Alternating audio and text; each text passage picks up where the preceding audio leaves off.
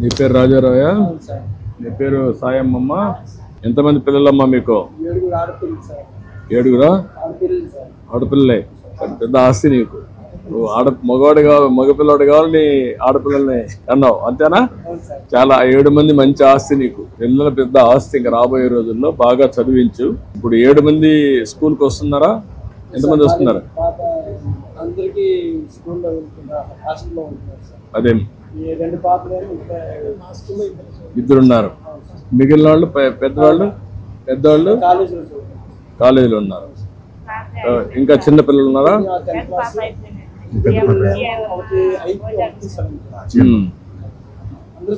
అందరూ చదివిస్తున్నావు. మళ్ళీ తల్లి కొందరం వచ్చిందా నీకు? 6 మందికి వచ్చిందా? 90,000 వచ్చింది. మరి నువ్వు ఆస్తే కదా పిల్లలు ఇప్పుడు, అవునా కాదా? 6 మంది లేకపోతే నీకు రాదు కదా, డబ్బులు రాదు కదా. మళ్ళీ వాళ్ళకందరికి ఇక్కడ భోజనం పెడుతున్నాం, చదివిస్తున్నాం. వాళ్ళు చదువుకొని పైకి వస్తే మీకు చూసుకుంటారు.